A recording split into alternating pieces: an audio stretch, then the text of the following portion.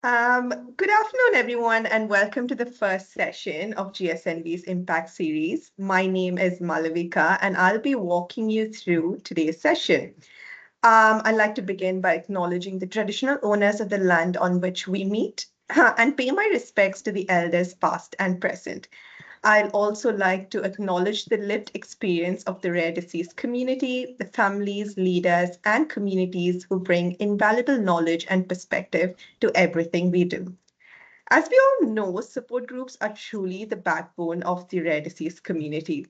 They provide connection, advocacy, and support, but they also face real challenges like limited resources, volunteer burnout, and making sure their communities are engaged in a culturally safe and inclusive manner. At GSNV, our role is to walk alongside support groups to strengthen their capacity through training, resources, and opportunities like this series where leaders can connect and learn from one another. That's exactly what the Impact series is about. It is designed specifically for support group leaders with a focus on practical skills, peer to peer learning, and content that's co designed with the community to make sure it's directly relevant. The aim is for you to leave each session more confident, connected, and supported to your role. Before we begin today's session, just a bit on housekeeping. This session, like I mentioned, is being recorded and the link will be shared afterwards.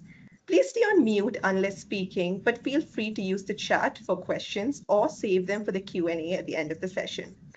Okay, with that, let's kick off today's session. Start with the heart, creating and growing your online support group. Our guest speaker for today's session is Dr. Jennifer Beckett. Dr. Beckett is a senior lecturer in the Media and Communications program in the School of Culture and Communication at the University of Melbourne. Her research is at the intersection of internet and platform governance, online community, digital hostility, and the mental health of digital workers who moderate content.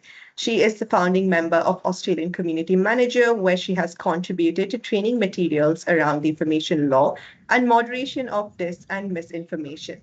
Jennifer, in this session, will guide us through strategies, tools, and resources to help you build and strengthen your online communities. Okay, with that, I'm delighted to hand over to Jennifer to get us started. Thank you so much for that wonderful introduction. I would also like to start by acknowledging that today I am on the lands, the unceded lands of the Wurundjeri Woiwurrung people of the Kulin Nation. Those are the lands that the University of Melbourne exists on. And I also want to acknowledge that First Nations people have really, really strong attachment to community and attachment to place. And so as a community manager, I think that there's a lot that we can learn from some of their practices and that we can bring into our own spaces to help strengthen our communities as well. So I'm just going to start out by sharing my slides that I made for you today. Okay, so what I'm going to talk to you today is about the very early stages of starting a community or thinking about wanting to do it. And so we're going to start out by kind of first of all looking at what a community really is, and then I'm going to get you to do an exercise where you think about whether or not you actually need a community, because a lot of times what we see is people go, well, start a community, and what they actually mean is they want a better notice board. And a community is not a notice board. So Malavika, can you just flick me through to the next one? Thank you. So the thing to know about a community is that they are intentional spaces where we have groups of people who share common values and a clear shared purpose. And they're coming together to speak to each other. So it's not about just getting information from you as the organisation. It's about a place of conversation and care and support where we're actually seeding and managing those conversations for people, right? Whereas social media is lots of people maybe talking to each other on a one-on-one basis, but it's a lot more diffuse and we don't have those kind of really tight relationships that we have in a community. And the good thing, I think, for all of you is because of the kinds of organizations that you run very much on the idea of community. So you're all really good at building and helping with community, often in offline spaces. But then sort of I often find struggle with thinking about whether or not a community is the right thing. Where we put online communities is on platforms. They're just simply whatever houses your community. And I know that most of you are using sort of meta-based platforms. There are better platforms out there. We will have a look at some of that and some of the reasons why we might use them rather than, say, a Facebook group. Not that Facebook groups are bad, but there are some things you need to be aware of in the community management role that Facebook groups can actually make a little bit more difficult for you to do. So can we just have a quick, and the next one? So when we think about what makes a community, I'm an academic. Here is all the academic research that we have around this space. So we start with the Macmillan and Chavez, who tell us that it's about defined membership. So that is about having shared language, shared culture, shared rituals and symbols, and a shared history. One of the things I love to see in communities is shared rituals. So celebrating people's birthdays, graduations, all those big milestones are really, really important things that we can do in our community to help create that sense of belonging. We also need people to have a feeling that what they do in the community matters to the community, and that they have a little bit of say over how that community is shaped and the kinds of conversations and things that run in there. And the other thing is really about why people join communities, which is about, are they getting what they need out of the community? So when we start to think about, are we running a community, we're going to run a community, we start to think about, well, what is it that they're going to get out of the community? What are the benefits? So is this there, obviously in communities like yours, there's going to be a lot of that social support going on and probably a lot of knowledge exchange and hopefully friendship building. They may get entertainment. I don't know what you guys are putting in your communities and what you do, but those are the reasons why people generally join communities. So we need to think about that. And obviously, and very importantly, and I think easily done in communities like yours, you'll get that shared emotional connection. That's any community, whether it happens in an online or an offline space. Once we move into an online space, we start to really have to think about this idea of immersion. So people come and they stay and they maintain their relationships in the online space. So we're not seeing people kind of like drop in and out. That can depend. I know that there are a lot of communities, for example, where, I was speaking to somebody doing the report where it might be that, you have children and there are different stages in children's lives. And so parents may drop off during times when maybe they don't need as much from the community. That's a normal thing that can happen. That's about you understanding the kinds of, again, the needs and the times that people might need your community. And of course, trust becomes really, really important in this online space as well, because we don't necessarily know these people in person. But a lot of what we do as a community manager is about building that trust, about building that social connections so that people know that they are safe in our communities. Can I grab the next slide, please, Malavika? So when we start to think about a community, we need to start to think about what is the purpose of the community, why are people going to join, and what is this community going to achieve together? So the first thing that we look at is internal purpose. What does the community want to achieve for itself? So when the members get together, what are they hoping to get out of this and what are they aiming to do?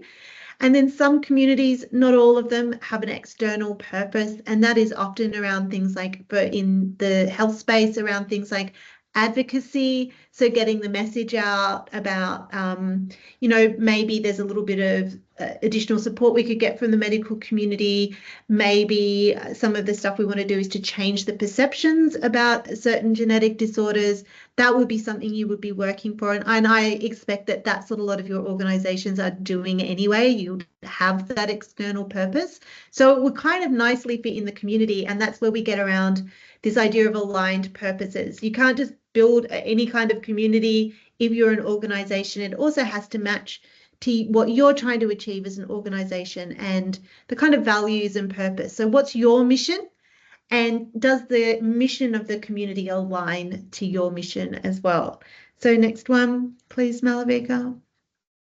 And then we have to think about what are the values of this community. Now, I know most of you are going to have a mission statement and a values statement, and that will kind of get folded up into this community. But when we talk about values, really what I want you to think about is those are the things that shape the culture of your community. How do we want people to behave? How are we going to build up those conversations in ways that make sense and that work for the community? And they're going to form also the basis for your community guidelines going forward as well, which is basically the rules of your community. So next slide. And the way that we often talk about this in the community management space, and certainly my friend Vanessa and I talk about this a lot, is that we think about community building and community managing in a lot of the same ways that we would think about gardening. So if you think about your community as an ecosystem of people, we have to think about how we get them where they want to go so that they can get the most benefit out of our community, but also help our community to grow in meaningful ways. And what are they also adding into the soil of your community as well? So really what our job is as a community manager is to build those pathways of connection for people, and also then to maintain that garden so that it stays healthy and successful over time. So weeding out comments, so things like moderation, I like to think of them as more like weeding. How do we get the sort of things out of the community that are going to potentially damage the soil? What are the pests in our community that we need to manage? Next slide.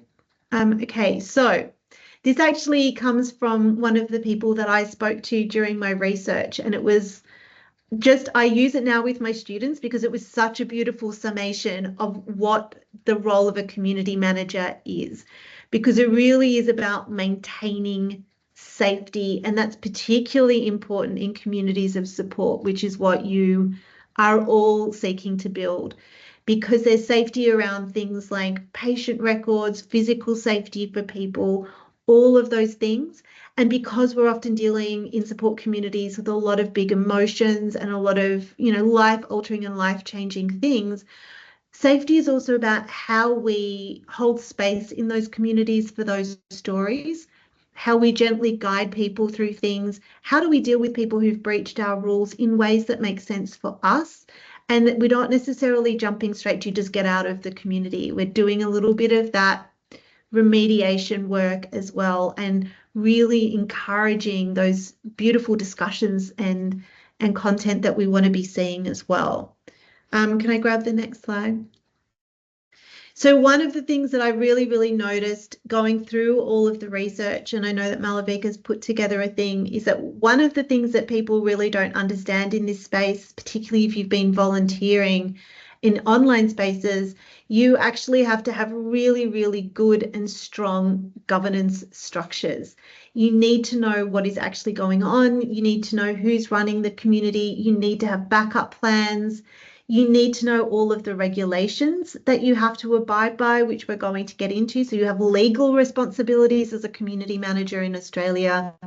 And you need to think about how is decision making happening and what conflict resolution happens. Now, in fact, conflict resolution and things like reporting, being able to report people's behaviour in the community is required under the Australian E-Safety Act. So it's actually something you really, really need to be on top of. Can I have the next slide, please? So we have organisational or that legal and regulatory thing in our regulation, but we also need to understand the platform and the technological stuff. So any platform that we build on is going to have its own terms of service and condition, and you need to make sure that you are also across what those are and you are compliant with those as well. Facebook's, which is where most people build, they're actually pretty simple. The one thing I would say is watch out for when those guidelines start to change, because sometimes, because what community guidelines do is shape the norms of the community, what's acceptable and what's not acceptable. When they change, and if they change in negative ways, you can actually start to see that creeping into your community. So it's something to just be very, very mindful of when they start to change up terms and service. You also need to have the codes and rules that you're going to do. So you need to have your guidelines, your moderation processes, which means you need to develop playbooks for people. So when you're bringing in new moderators, because you're not going to be able to do all of this on your lonesome, they need to have training, and you need to be able to say, in this instance, this is what we do. And it's really important that that is for the sort of consistency in the governance and the moderation in your community. We also need to worry about things like privacy and data and how that's used. And in your communities, it's especially important because you have medical privacy that you need to consider as well in your communities. So that comes down to sometimes like, who is going to own our data? So can I have the next slide? Because I want to just take you through some of the key things that you need to worry about in the Australian context. So the things that we think about in regulations is safety. So in your instance, it will be things like patient safety, the privacy concerns, data protection. We think about freedom of speech. So what is accepted and not accepted speech in your community? How are users being connected? I have seen communities, particularly in communities where really strong relationships are built, where we can see behaviours like stalking. So you need to be aware that that could happen. Fingers crossed it would never happen, but it has happened in communities like this in the past. So you have to be aware of that. And how are you going to get your content across, and what types of content are acceptable? Things that you maybe need to worry about if you have an international rather than just an Australian-based community and you only have Australian members. Things like the general data protection regulations from the EU. They require that you are able, and just to be very clear, this is coming in Australia as well. The new privacy regulation acts that's going through at the moment, we are going to get the right to be forgotten in this country as well. That is a sort of normal way that everything is going. So if any of your community members ever ask you for all of their data in the community or to delete all of their data from the community, you need to be able to do that. You don't have to worry about NetzDG. You're not in Germany. Copyright law is really, really important in Australia. I don't know, they're changing it a little bit at the moment, but as it stands, sharing a meme or a GIF in Australia is a breach of copyright. So it sounds ridiculous, but that's actually legally factual. And the big thing you need to worry about legally in Australia is defamation law. There are multiple cases of online communities in Australia being shut down because of defamation in the community. You are legally responsible for that. So if somebody defames somebody in your community, you need to remove that defamation. The new regulations that have come out have given a little bit more protection back to communities, but you have basically 24 hours to get it down. Otherwise, you too can be sued because you have allowed it to remain up. This is after the Dylan Voller case, where the judge decided that online commentary is the responsibility of those who seek it. And as community managers, you are seeking it. In Australia, you also have to be compliant with the Online Safety Act. So making sure that you, for example, have clear reporting mechanisms, that you are concerned about children's safety in particular. Julie Inman Grant is really, really big on that. So that could be regulations like you can't have any photos of children in your community while they're wearing school uniforms. Everything needs to come with permissions. Yeah, 24 hours is really, really tight. It's all coming down the line. They are thinking about making it a little bit longer.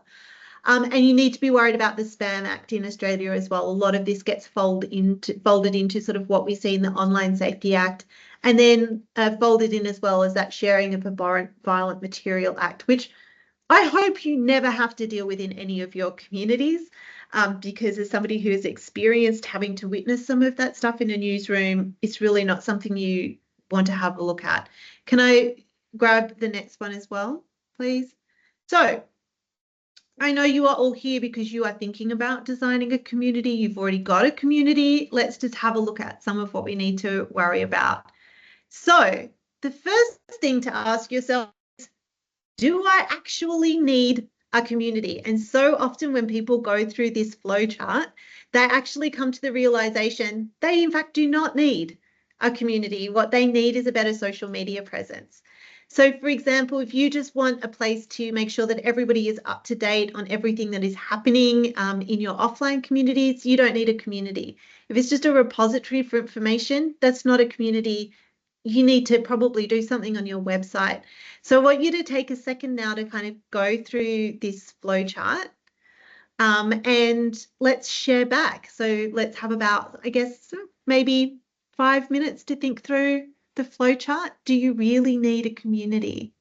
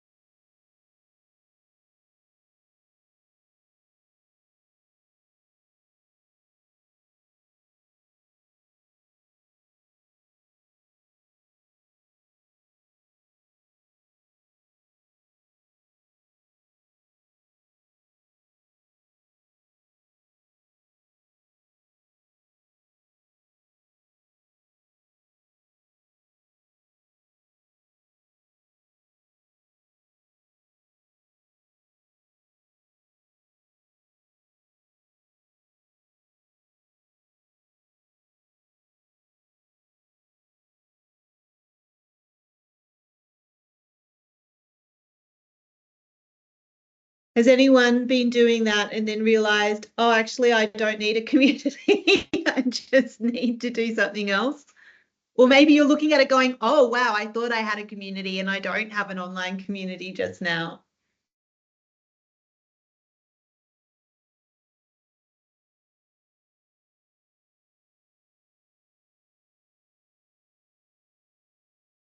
For Leukodystrophy Australia, we fall under that first column currently in terms of, we have the Facebook going, we have information on our website, we send out newsletters. It's always felt like a community, but I guess at this stage, we probably, I'm not sure if we need a community or not, because that seems to be working and people seem to be, getting information that they feel they need. But I'm not sure. We'll maybe might need to do some more of building the group. But we operate right across Australia, so nationally, and probably will suffice what we're doing now. Yeah. I think if you find yourself and you're sort of, I get in column 1 or 2 and you're still interested in doing it, or you're there at the moment and you're wondering whether or not you want to still build a community or move into that space, then I would go to in the flow chart, the purple bit, which is to survey your members and figure out what they actually want and need. And from there, that can help to make a decision about whether or not, it's worthwhile going and moving into the space of community, because realistically, building an online community takes a lot of work, and it's a really big commitment for you as community managers. They're not things that are set and forget. You actually have to muck in, you have to do the moderation, you need to do a lot of work in those communities. And over time, you will probably build up people who you can have come in and work in the community, but there's never going to be such a thing as a kind of self-managed online community. I mean, that's a lie. They do exist, but they tend not to be very good. Because they just sort of become a free-for-all. So the job of the community manager is to really maintain a meaningful space, and it is a lot of work. I know a lot of people I've spoken to who are volunteer community managers, and that's actually what they're doing, and they will talk about how it's taken over their lives. So, you know, because the commitment is really, really big, and it can be quite an emotional drain as well. And I think particularly in communities of support where, you know, you're witnessing people go through some really difficult things in their lives, and you have a lot of there's a lot of emotional labor involved in doing this work. And I think sometimes people don't quite understand just how much goes on. A lot of my research is in actually looking at the well-being of people who do this because of that intense kind of emotional labor that happens. I know that you're probably already doing a lot of that with your in-person communities, and I know you know the depth of how hard it can be. So my question would be, like, are you prepared to now make that a 365, 24-hour a day kind of conversation for yourselves? Because community, or the thing with online communities is they don't sleep. I'm not suggesting you have to be in there personally all of that time. Please do actually physically sleep. And you'll notice that there's times when your community's, you know, more alive and vocal. But it's really important that you kind of understand that that's a thing that you really are, that's what you're stepping into as well when you do this. They're incredibly valuable things in this space, but it is an enormous amount of work. Is anyone already running a community or going, yes, actually that's what we want? You want a place where members can interact with each other and keep the conversations going between in-person events? Yes. Yeah. Yeah, we've been running a Facebook group for the last 13 plus years. Yeah. And we've recently this year have set up a non-for-profit charity because of this. We asked our members what more would you like to see from us, and we surveyed, and they needed to know more information and what it is they wanted from us and how they would like it to be delivered, especially in terms of education towards physicians. We found so many gaps in their knowledge and understanding that we decided to separate ourselves from the European arm of the organisation and set up purely for Australia and New Zealand. Yeah. So we're in the process of getting our charity status done as we speak. Mm-hmm. But the website and all the organisational stuff, all the admin stuff that you mentioned, I can totally understand it. It does consume you. And after 13 years, I thought it might be a little bit easier. But having to deal with solicitors, legal, accountants, it just spins your head. Yeah, particularly if you're going the full gamut of setting up a full charity. It's a lot. 13 years is a long time for somebody to be managing one community, so kudos to you. It takes a lot of work. It's a very small community, less than 300. I mentioned at the start, there's only 300 people with this auto-inflammatory condition, but it comes under the umbrella of periodic fevers where there's maybe a dozen or more. Mm-hmm. So our new charities take that all into account. We are advocating for everyone with an auto-inflammatory condition in Australia and New Zealand. Yeah. So you said that one of the things that you're maybe perhaps one of the purposes of your community is my God. Doctors. Yeah, I know. Yes. It's like, Jesus Christ, my grandfather was one. You're advocating for better sort of knowledge and training for them. Yes. Do you have any medical professionals in your community at the moment? Yes. You do. Do you have specific guidelines around the types of things that they can do in the community? It's a good point, because some of the physicians, they have actually pushed back on certain things due to their guidelines from their point of view. Yeah. We actually have members in our community who were in a stage where they were not receiving medical help or treatment because nobody knew about it. So they went off and did a degree in biomedical sciences and advocate for themselves and for everyone else. But we do have a few healthcare professionals within our group who are people with lived experience. Okay, so your rule, I mean, because I'm thinking about people potentially who don't have lived experience but work in the area. That's something that we see a lot in communities. And if you're going to do that, it's really, I just wanted to just make a point that if you do that, it's really, really important to understand sort of, then you have like different types of member types, because you've got people with lived experience, and then you have your medical professionals who would not necessarily have lived experience, and you might want to set up some additional guidelines around their role in the community. So people have different roles in a community.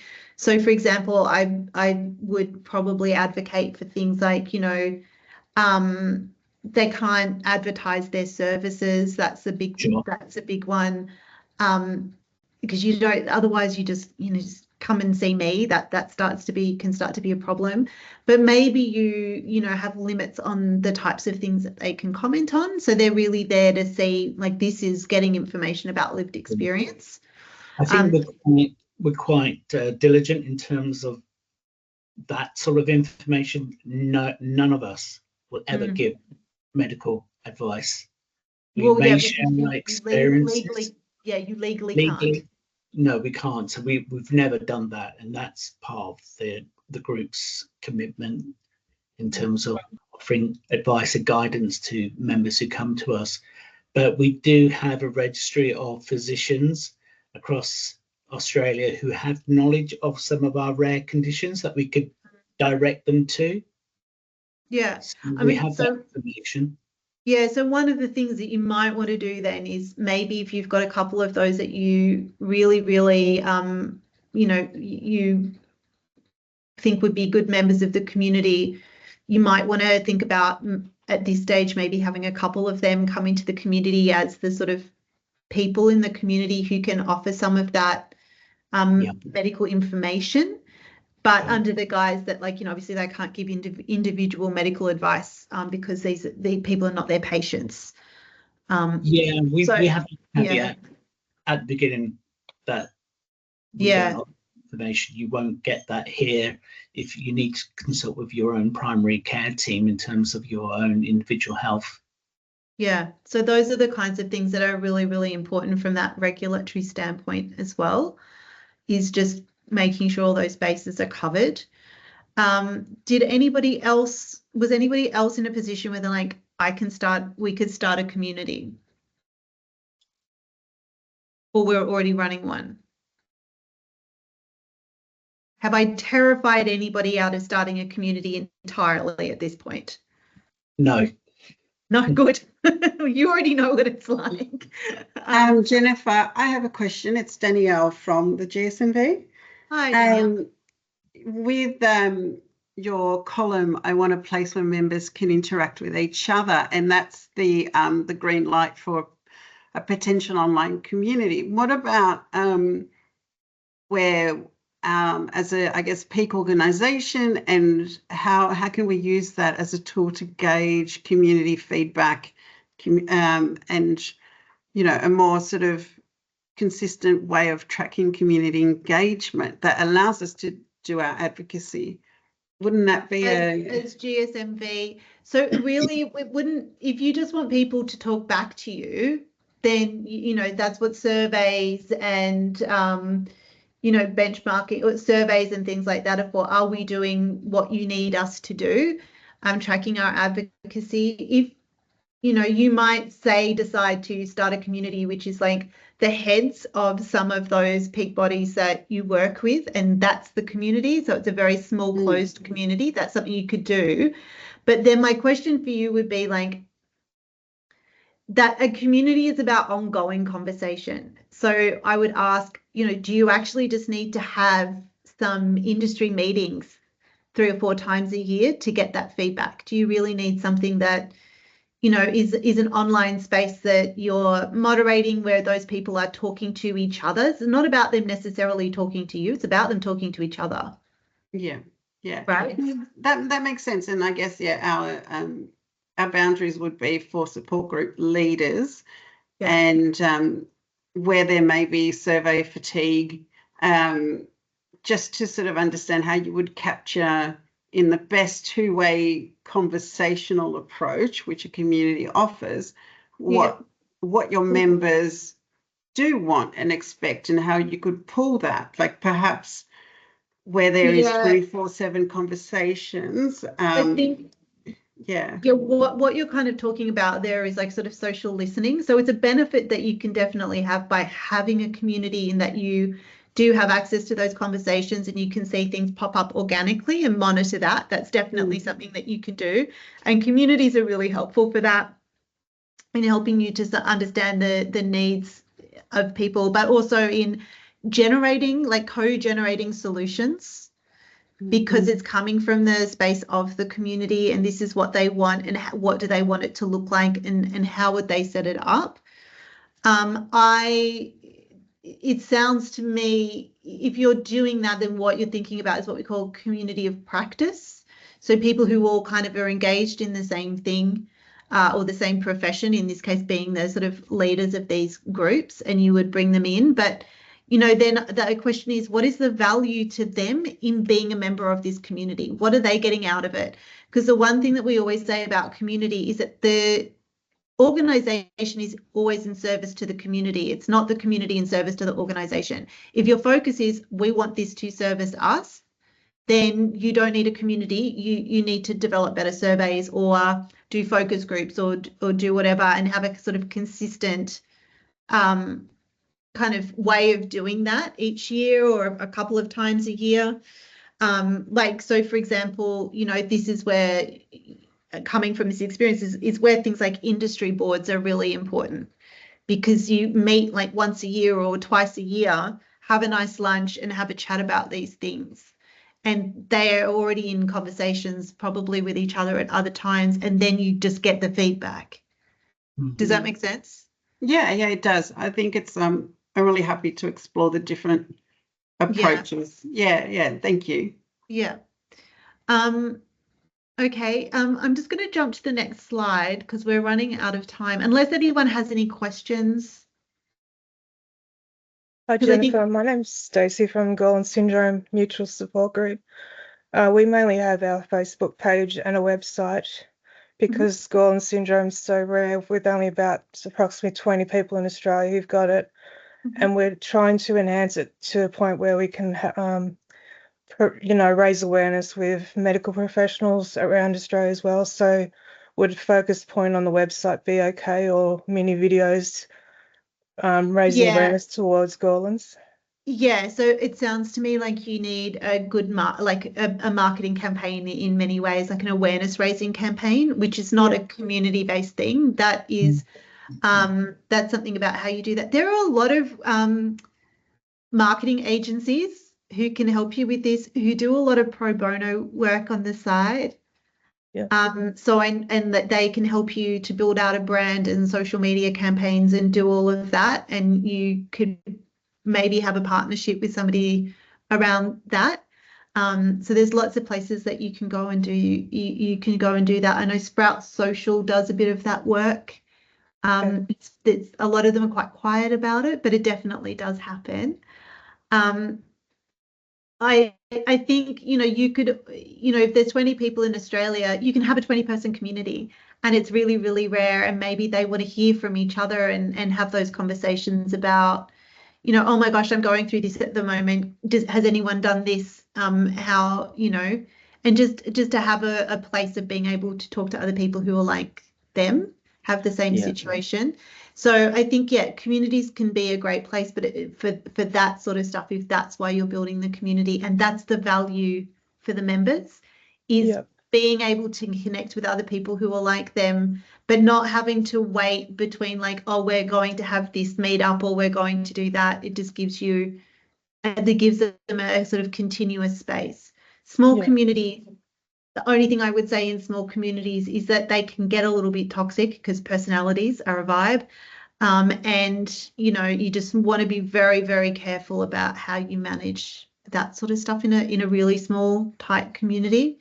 But they're also really great. They build up a lot of what we call bonding capital, which is like, coming together. And I think, when I think about external purpose for a community like this, there's another form of social capital that we call linking capital, or bridge linking capital, which is how we link our organisation to do that advocacy piece. Is like, what, who in government do we need to link into that has more power to push this? Who in the medical profession, right?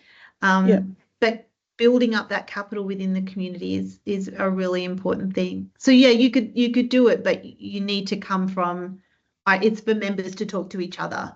Advocacy work is something that is like, you know, how do I get the message out to a broader audience rather than just the people who I'm working with? Yeah.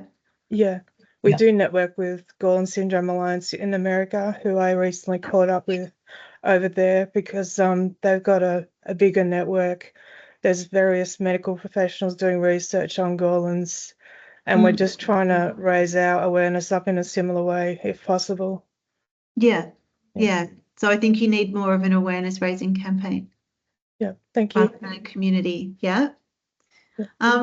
We're coming to the end of time. I just want to quickly go through these last slides. So the one thing, and I think it's something that's come up in my answers, is when we build a community, what is the value of the community to the people who are in it?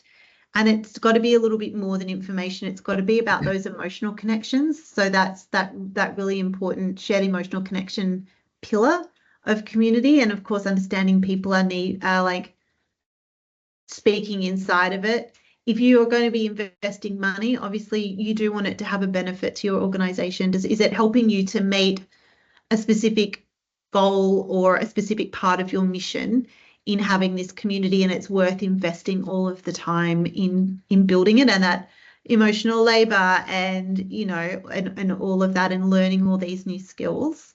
Can I just have the next slide? I've only got a couple. So really, you know, what do you want the community to achieve? What are the objectives? What do you want your members to be doing here? And then thinking about how you do it and what are the specific steps that you would take to do it. This is sort of the next thing in building out a strategy for your own organizations around how is this community going to help us to meet those goals. But often thinking, you know, what problems can the community solve for you?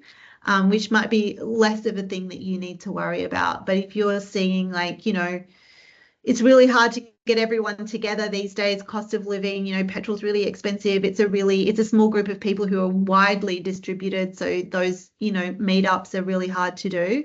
Then having a community might be part of that objective of bringing people together. And then the community helps you to actually achieve that goal. Can I have the next slide, please? Oh, that's it. So that's sort of it. So really thinking about, you know, if you're just starting out fresh, who are your community pioneers out there? Who are the people who are going to help to shape and build this community? What kind of additional role can you give them? What kind of recognition can you give them? And I think that is a really important stage to be going through. And then we go through into all of the big business about building personas and journey maps and doing all of that. But today was really just about, hey, do I need one of these things? I'm happy to come back and do another session for those who are in the process as well. So today I talked about governance. I talked about exactly what it takes to be a community manager, which is a lot of hard work. I'm going to send Malavika a wonderful resource that Vanessa Paik and I at mainly Vanessa at Australian Community Managers made, which is a sort of cheat few sheets to regulatory requirements in Australia and what it is you need to do in your communities to make sure you're meeting those regulatory requirements. So those new things around defamation and all of that, that's all sitting in there. We've had them checked. Just note that they're not legal advice, but they are what you need to do in the community as well. And obviously I will send Malavika the slides.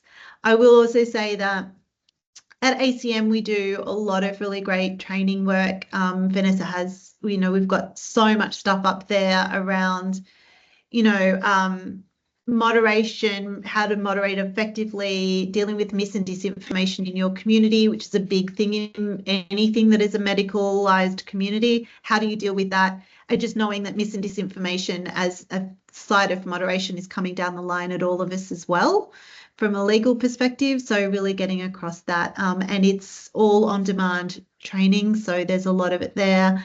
And Vanessa at ACM is really great at working with charities as well. We like to charge the people who have a lot of money the money and not do that in other spaces. So use them to fund our own philanthropy, as it were.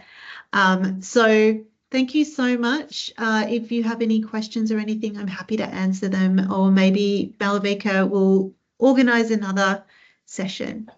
But Thank you good so luck much, with Jennifer. everything. It was a lot of nice information for moderators, especially starting off, considering starting a new online group. I feel like there's a lot of information available in the report as well, which you've prepared for us. I just want to tell everyone that we will be sharing the recording as well as Jennifer's slides, as well as all the resources that she just mentioned. I've also added a link to the survey, a feedback survey, just to, get an idea on what you thought about today's session, as well as ideas for future sessions or topics that you are interested in learning a bit more about. That's all for today's session. We are running out of time. So if you have any questions you want Jennifer to answer, feel free to just send an email, and I'll get in touch with Jennifer and answer all your questions.